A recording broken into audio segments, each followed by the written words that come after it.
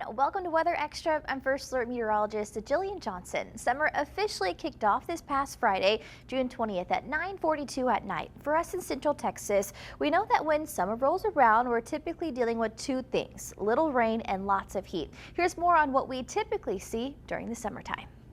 We've already got a taste of that early summertime warmth here in Central Texas, as plenty of 90-degree days have been recorded so far this year. The Waco Regional Airport recorded its first 90-degree day back on March 13th, which is way ahead of schedule, as the first 90-degree day should occur around May 31st. The summer season kicks off in June, and we should have an average high of 92.7 degrees for the month and an average low of 71.1. And throughout June, we should see an average of 3.35 inches of rain. Now, June is actually the third wettest month that we see throughout the entire year in Central Texas. And thankfully, so far this month, we've already seen an above normal amount of rain, as nearly 5.5 inches have fallen at the Waco Regional Airport.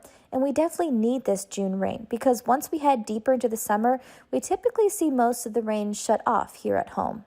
As far as rainfall for the rest of the summer goes, July averages 1.82 inches and only a little over 2 in August. Those 2 months are the driest months of the year. As rain totals decrease in July and August, our temperatures begin to increase. The average high in July is 96.7 degrees and 97.1 for August, and average lows are around 74.4 in July and 73.9 for August. Over the past few years, we've seen some of the record hottest summers here in Central Texas.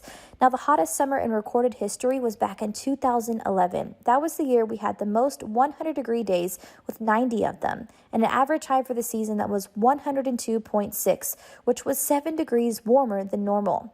The second hottest summer in Central Texas was back in 2022, and the third hottest was back in 2023.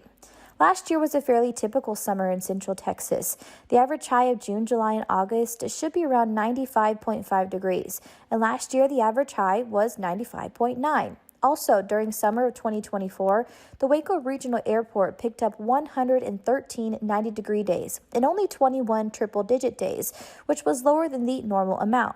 On average, the first 100-degree day arrives on July 4th, and throughout the year, we should see about 24 100-degree days. The earliest we've ever seen 100-degree temperatures was back near the end of March in 1971. The longest stretch of consecutive 100-degree days took place back in 2011. We went through 44 days in a row of 100-degree temperatures. Although last year was a fairly typical summer, the triple-digit heat lasted much later than normal. On average, we should see our last 100-degree day on the 30th of August. But last year, on October 15th, high temperatures reached 100 degrees, making that the latest 100-degree day in Central Texas history. And scientists say half the world's population endured at least one extra month of extreme heat over the last year. That's 4 billion people baking under brutal temperatures. A new study from World Weather Attribution reveals relentless heat fueled illnesses, deaths, and crop failures. It also put crushing strain on power grids and healthcare systems. The report offers a game plan to tackle rising heat, including new tracking systems for extreme temperatures, more cooling shelters, and smarter city designs to keep people safe and cool. And to more extreme weather close to home, back on Thursday, June 12th, torrential rain fell across the city of San Antonio. The city will record 6.37 inches of rain in just a few hours, making that the rainiest day the area has seen since May of 2013.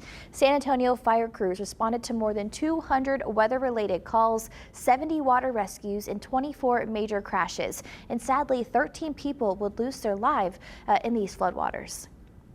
Well, that was an extremely tragic weather event down in San Antonio. That area is in desperate need of rain. For more on the updated drought monitor after this month's rainfall, we turn to First Alert Chief Meteorologist Brady Taylor, who has more on the drought improvements across the state.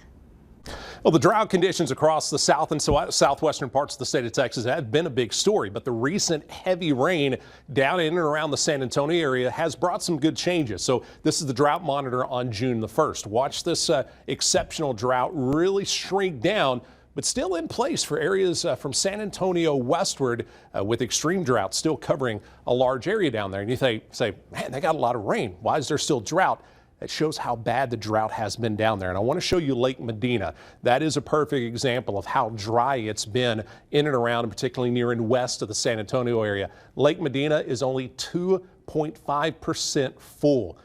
And it hasn't been full all the way since 2019. That's how long this lake's been coming down. And it's been sitting at this 2% roughly level for nearly a year now. And you think, how much water is that? Well, when did the calculation? If you go to its normal storage level, you would need over 80 billion gallons of rainwater to go into that lake to get it back to near normal. So yes, the rain was nice. It did cause some significant flooding in and around the San Antonio area, but we can use a lot more rain, and you're really going to need it off to the west and the northwest of the San Antonio area to feed into some of these rivers, also water to go back in the aquifers as well.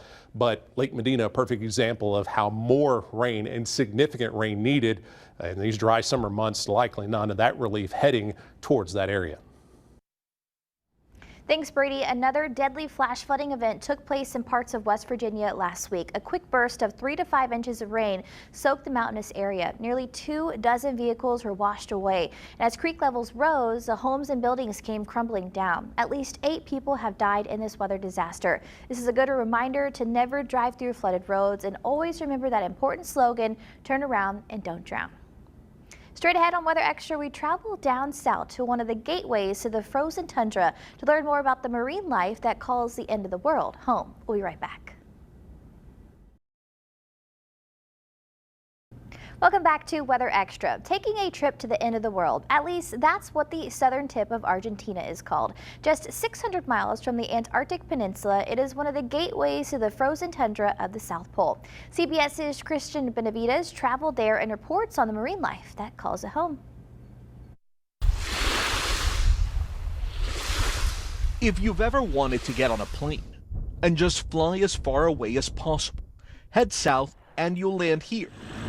Ushuaia, Argentina, nicknamed the end of the world. Located in the southernmost tip of South America, there's the snow-capped mountains, quaint fishing villages, and it's one of the few places in the world where you can walk alongside penguins in their natural habitat. To get there, you have to get on a small boat like this one and sail through the Beagle Channel until you arrive at Isla Martillo, or Hammer Island. Here, you can walk alongside Magellanic, Gentoo, and occasionally king penguins. Over here we are. Pablo Aro has been a tour guide here for 10 years. Later on they come to the island, start changing their feathers, and in that moment they cannot go back to the water until they finish changing those feathers. The island changes every day. It's not always the same. Sea lions came to visit us today. The day we visited, there was a raft of sea lions taking a break. Behind them, this stunning mountain range, the large colony of penguins nearby. We have a very big group over here of Magellanic penguins. Remember that they have black beaks. In the back we are able to see Gentoo penguins. Currently there are about 10,000 penguins on the island, but the majority of them are migratory. Only 160 live here year-round. Ushuaia has a unique history. Before it was fully developed into a city, it housed a maximum security prison. Inmates would be transported by a steam engine train to work sites, building the city's roads and infrastructure. Today, Ushuaia still runs a train through the same route, which takes people into the Tierra del Fuego National Park. There, you'll find this metal shack, the southernmost post office on Earth. People from all over make the trek to stamp their passport and mail a postcard back home. A small token to remember this unique landscape at the end of the world. Christian Benavides, CBS News, Ushuaia, Argentina. Last week on Weather Extra, we spoke with Sean Dahl, a forecaster from the Space Weather Prediction Center, about forecasting solar storms. In this week's Degrees of Science, we continue our conversation with Sean about the kind of impacts we can see here on Earth from solar storms. More on this when we come back. Welcome back to Weather Extra. Over the last year, there's been a few strong solar storms that have made headlines here on Earth. But do you know what kind of impacts we could see from these solar storms? Well, we have the answer for you in this week's Degrees of Science as we learn more about the impacts from these solar storms and look at the work being done to mitigate these impacts. So as we become more dependent on satellites and technology and stuff like that, is it going to become a bigger issue and more important to definitely know what's going on with these potential storms? Oh, it's essential. It's absolutely critical. And it's not just the satellite industry. The power grid needs to know these things too. But for satellites in space, let's just think about this. The storms in May was tremendous. It was G5 level storms, G4, G5 levels for 24 hours. And when you include G3, it was a 36-hour storm. And that storm led to the largest satellite migration in history. 5,000 satellites were getting their orbits raised to combat the changes that were going on in the outer atmosphere, what we call the ionosphere, for low Earth orbiting satellites. They would have burned up in the atmosphere. It was the largest satellite migration up to that point, but the storm we had in October, even though it didn't last as long, became the newest largest satellite migration in history. And this is what we're going to hear about as we continue to send satellites that we rely upon so much out there. Now, other storms like radiation storms, they affect satellites that are those geosynchronous, those outermost orbits from Earth, geostationary satellites, because they get pelted by those particles. And when they hit them in just the right way into the instrumentation, it can send an anomalous command, which can lead to inability to get the satellite to work properly. And in the worst case scenario, it's just not going to function anymore and it becomes floating space junk. So that's why we communicate with the satellite industry as much as possible to help protect those critical assets, because whether we realize it or not, we're all reliant upon satellites in space in today's world. So we talk about this as kind of a recent thing, but the most famous geomagnetic storm was the Carrington event back in the 1850s. If a storm that strong happened now, what kind of impacts would you expect us to see? But what happened in 1859 was an astronomer named Richard Carrington was observing the sun. He was drawing a giant sunspot group, and he noticed two white lights form around the sunspot group. Now, he wasn't looking with a fancy telescope like we use today in different wavelengths of light. He's looking at visible white light. What he saw was a tiny area around those sunspot groups become brighter than the surface of the sun. That's unbelievable. It's a very rare event. He didn't know at the time, but what we call that today is a white light flare. And he put it on his drawing. 18 hours later, the sky lit up with aurora, very, very far south. Now, the technology we had of the day was telegraph lines. That was our main technology. So you had telegraph operators slapping their metal plates together, sending a signal across copper wire stretched between states or territories, and batteries were sparking. 18 hours later, batteries were sparking, the stations were starting on fire. There's even a documented conversation between two of what I call ditty boppers, these telegraph operators, and they decided to disconnect their batteries. Remember, we didn't have alternating current at the time. It was all direct current, so batteries. They disconnected the battery. They could still send a signal across the line with no power hooked up because of the natural currents that were flowing on those lines allowed a signal to be carried. That's what we're concerned about today, because what we think would happen today if we had that level of activity happen is that the power grid would be extremely stressed. And we're a highly interconnected system just in North America alone. And high voltage transmission lines will get these currents developing on them. And the stronger that amounts of volts show up that don't belong there, that can overheat transformers and damage them so significantly that they will be inoperable. That is the concern. So you mentioned something about the power grid. Is that the main thing on ground that we really worry about? I mean, I know GPS from satellites can get messed up, but is it those potential impacts from the electric power grid that would cause us the biggest issues on the ground? Correct. The biggest ground-based concern is really about those what we call geomagnetically induced currents. The geomagnetic disturbance caused problems on the grid. As you mentioned, GPS accuracy for ground users can be wiped out and totally useless for many, just as happened with the storms in May as well, when many farmers across the country were trying to plant seeds, and their precision guided tractors, which so many use today, they're very precise, accurate within centimeters. They were off by 12 feet. This was a $500 million impact to the agriculture industry as a whole because of the setbacks this caused and delayed due to the ability to use their equipment properly. Aviation couldn't use their GPS systems across the United States for 15 hours because of the extensiveness of that storm. But the power grid is really what our government has its most concern about, right? Because let's think about it. If we had a collapse of the power grid because of a geomagnetic storm, we're not talking about somebody's just their house. We're not talking about just a city block or a city or even just a state. We're talking about several states going without power due to a significant collapse of the grid that's so interconnected. And that would lead to billions of dollars of loss, because this wouldn't be just for a few hours. This would likely be for days, especially if the transformers were damaged. It could lead to weeks. That's what we want to be prepared for. That's what we want to be ready for.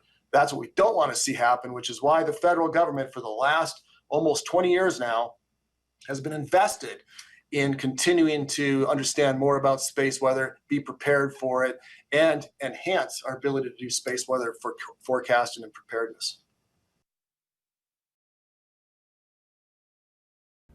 Welcome back to Weather Extra. The northern lights are typically confined to areas closer to the North Pole, but some strong solar storms last year caused the aurora to be seen as far south as right here in Texas and even down into Florida. Brady and Sean will now continue their conversation, their space weather conversation that is, as they discuss the science behind what causes these auroras.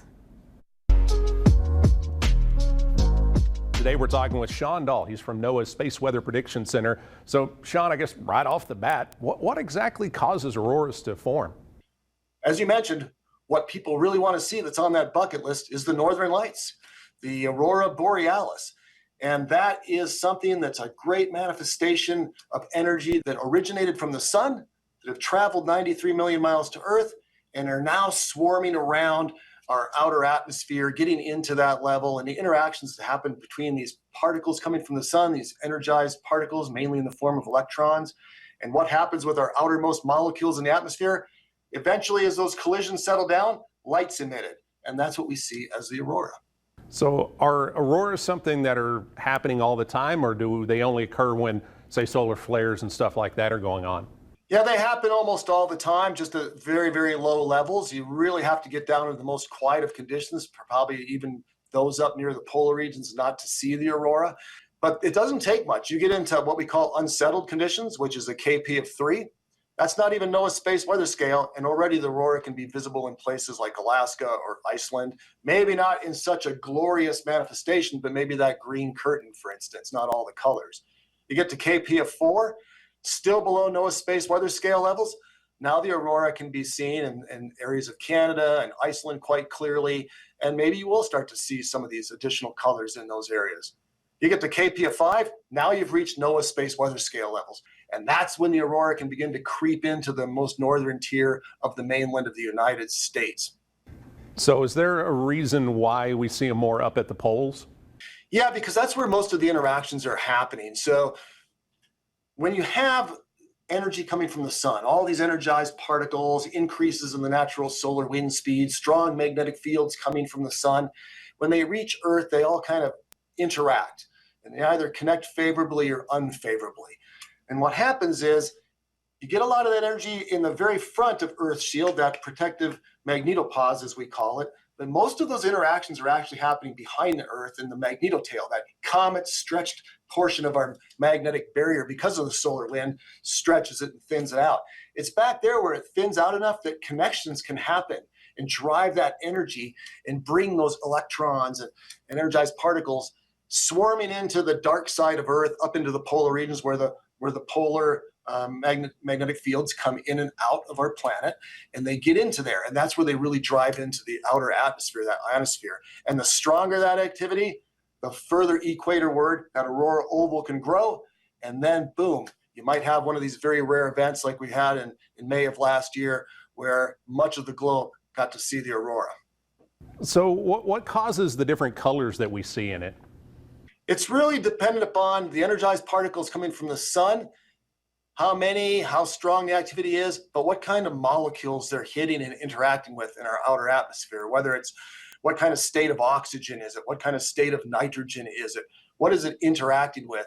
So normally the aurora is this kind of green shimmering curtain of light. The more recent activity we've had this solar cycle, much of the world saw the aurora was that pink reddish color. And those are interactions that are happening much higher up in the atmosphere with different states of these molecules we talked about. Our eyes don't normally see that color very well because it's very dim and it's very high up in the atmosphere when we get to those kind of greenish, those red pink colors. But people are capturing that with their digital technology. So where we normally think people might not see the aurora, say down in Florida, down in Texas, some of them saw it that far south, but they were capturing it on their digital technologies, a lot of them, because they were picking up that vivid red pink color, which is really quite pretty and beautiful. And so many people got the opportunity to capture it and or see it with their own naked eye. So the sun goes through cycles and we're heading into kind of solar maximum. What kind of impact does that have on the amount of auroras and how far south they can end up coming down? Yeah, great pump, Ray. We are in solar cycle 25. We are in the maximum of solar cycle 25. We don't know that we've reached the peak yet. For those of you that don't know out there listening in, the sun operates on a cycle, roughly an 11-year cycle, where we go from a minimum of activity to a peak of activity back down to a minimum. So we are in solar maximum, and that means there's been a lot of activity. This cycle was much more active than anticipated by the experts trying to forecast what a solar cycle might look like. And by the way, that's important for people trying to project where to put their satellites in orbit, when to launch them, how much fuel to put on them. They need to know this stuff years in advance. Now, the funny thing about a solar cycle and its maximum doesn't mean that you're just having activity day after day after day. It's like a roller coaster up there. So you can have periods where you go for a week or longer, where you're just having a lot of activity, and then things really fall quiet for a while, and then things pick back up. It's just because of the dynamics of the sun. So I guess my point is, we've got all of 2025 yet in store for more chances of, G3 or higher levels of activity, meaning people are going to get the chance to see the aurora, and even into 2026. If you'd like to listen to Brady and Sean's full conversation about all things space weather, scan the QR code right there on your screen to watch on YouTube, or you can head over to our website, which is kwtx.com/degrees-of-science. Well, that's all we have for you on this week's episode of Weather Extra. Tune in again next weekend for another half hour of nothing but weather and science. We'll see you next time.